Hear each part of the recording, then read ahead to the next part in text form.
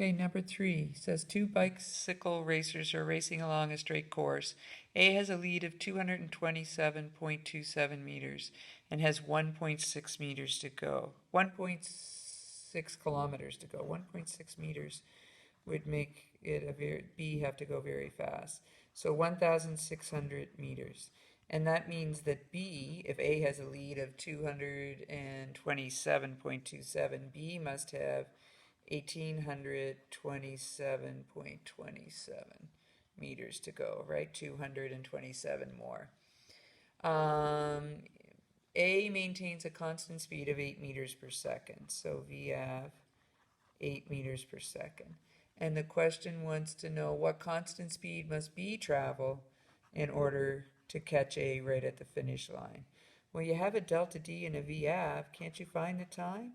And if B's going to catch him right at the finish line, then B, whatever that time is, it must be the same for B. So just do VF is equal to two delta D's. Delta D over delta T. So delta T will equal delta D over VF. So delta T will equal 1,600 meters over 8 meters per second. Higher order math, but I think this is 200 seconds.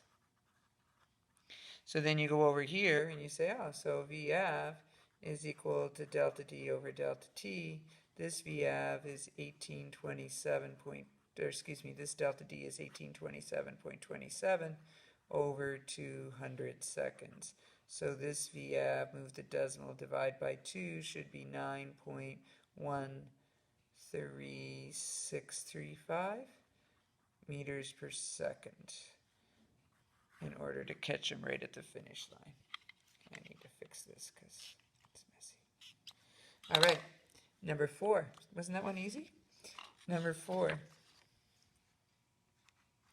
says car A and B are traveling 96 kilometers per hour. So car A, car B.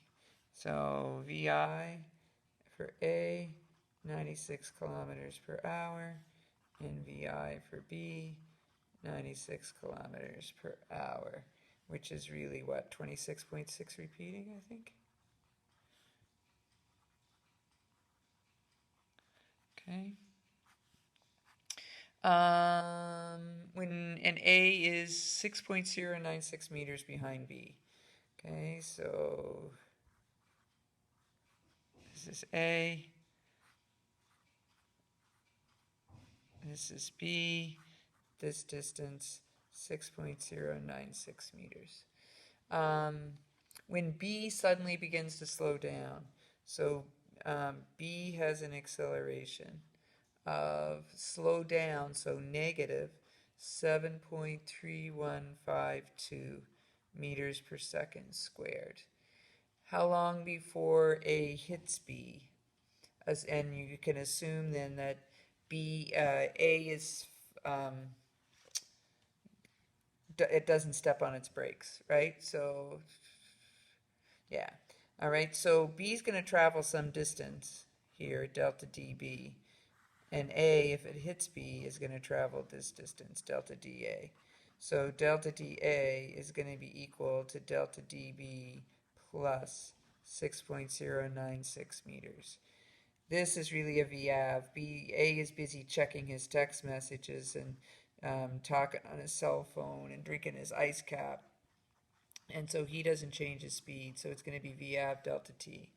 Whereas this one will be delta D is equal to VI delta T. 1/2 A delta T squared. Okay, so this will be VF delta T, and the times will be the same.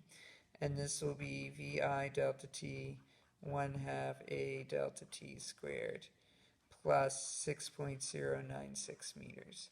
The VAV and the VI are the same, so these terms disappear.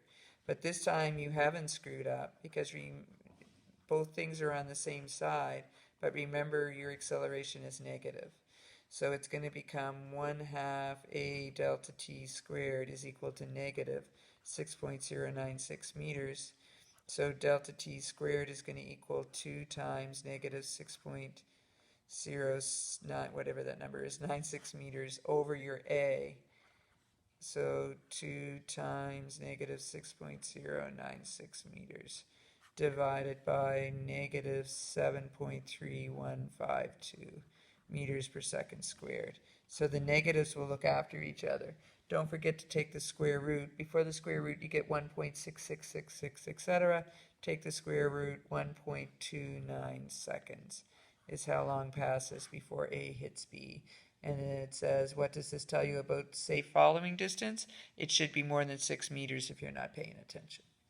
Okay, so those are the last 2 questions that I had asked you to do. There are 2 more here. For number 5, it's Willie and Millie, and Willie's standing in a window looking down and sees Millie, his younger sibling, below him. And there's this flower pot there, so it's like just too much for him to resist. He knocks the flower pot off, hoping to scare her. Then he realizes, oh crap, I'm going to be in big trouble if that flower pot hits her, so he decides to warn her.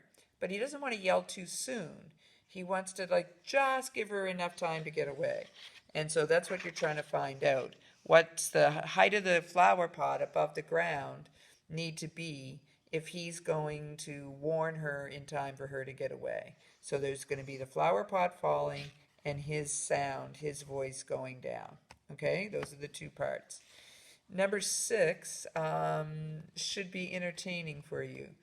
The first part will be okay, maybe the second part, and then it will get weird and funky after that. So it's 1 ball being thrown up and the second ball being dropped. And then you want them to hit the ground at the same time. Okay, so give it a shot. Do not stress if it causes you issues. There's a reason that it is the last one here. And what I should have given you today before you left was an assignment sheet, because these are the last 2 we're doing, and then we're going to move on. Actually, in the next video, I'm going to move on to talk about adding vectors together. So I will post the assignment, and when you come in the next day, I will give you the assignment. Okay? Very good. So these 2 for homework first, and then work on the assignment. And I'll give you a week or so for the assignment, so don't stress about it. It won't be due till the end of next week or thereabouts. All right? Very good.